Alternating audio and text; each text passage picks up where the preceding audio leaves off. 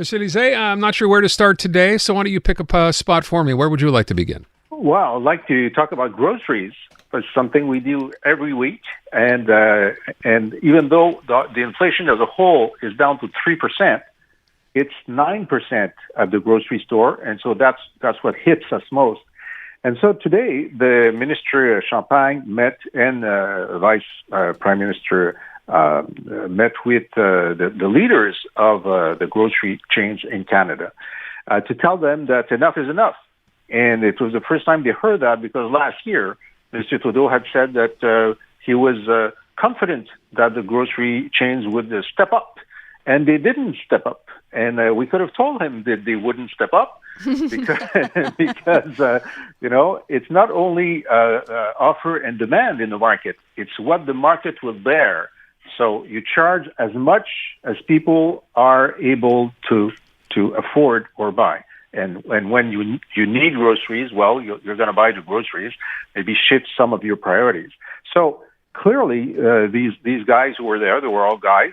No offense, Natasha, but none of the female gender is amongst these multi-million-dollar a year salary earners. That's an issue right there. But yes, please continue. Okay, and the question is, can government have an impact on prices? The answer is yes, for a number of reasons. Well, first, if you don't put pressure on someone who is in the news, he will continue with his previous behavior. Now, it's sure that if you put pressure, if you say you're not doing things right, and these people like to have a good reputation, it's part of their market value, it's clear that it's going to have some impact, marginal impact. What's the marginal impact? Well, of course, when prices are being reduced somewhere in the chain, in the supply chain, the grocery chain will say, well, we will pass this down to the consumer, but maybe not today. Maybe let's wait a week or two, and then let's pass on half of the reduction and then the full 100%.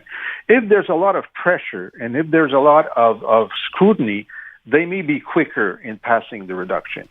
The other thing that was important, well, we'll see, because now they individually said that they would do something. Now, how long will the government be in a spectator position to see if something happens? It's not clear. What is the matrix? It's not clear.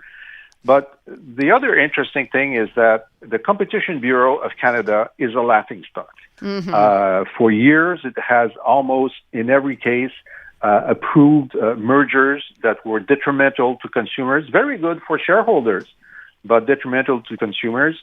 And they didn't have the legislative tools to have more teeth. Now, today, the government said, okay, we'll give them some more teeth. So we'll have to see the details, but it's a step in the right direction. I'm sorry, you're making, maybe I'm wrong. I'm going to characterize what you just said now as basically you're saying this is either an exercise in futility or more of a public relations exercise than anything substantive. I'm giving the government the benefit of the doubt because if there were an election today, they would all lose their jobs.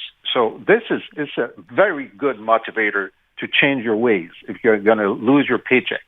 And so I think certainly today is public relations, but we have to see if it is true that they will act with further measures, and if it is true that they will pass these new amendments to the Competition Bureau to make it more effective in the midterm.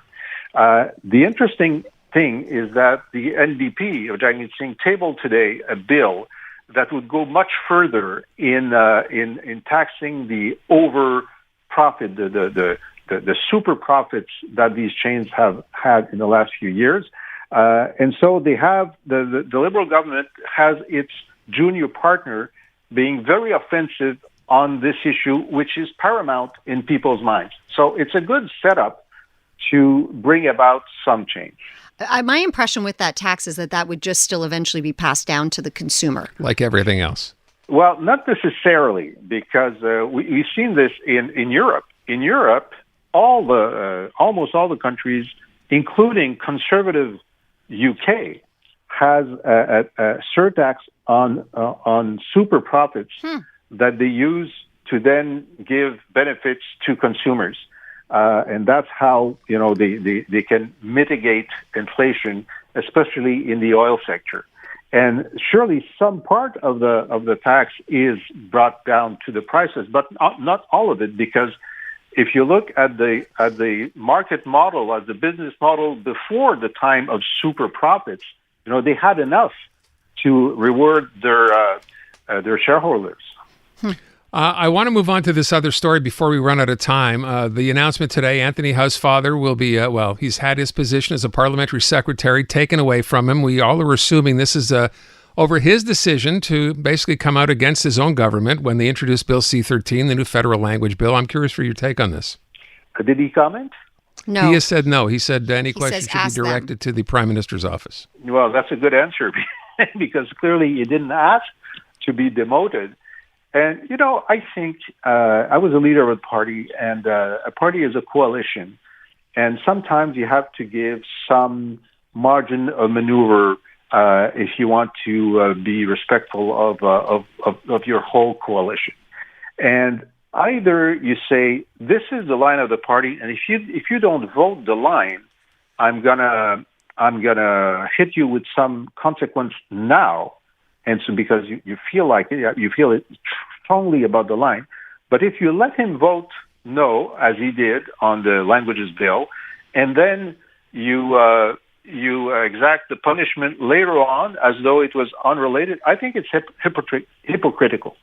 And I thought, although I agreed with the language bill, I thought it was good politics to enable the sizable part of the Anglo community in Quebec that was that disagreed with the bill to at least have a voice within the Liberal Party that reflected that opposition. I thought it was good politics. I think it's bad politics today to have him being demoted. Quick question. Is it more dangerous to make your boss angry, the leader, or to make your constituents angry?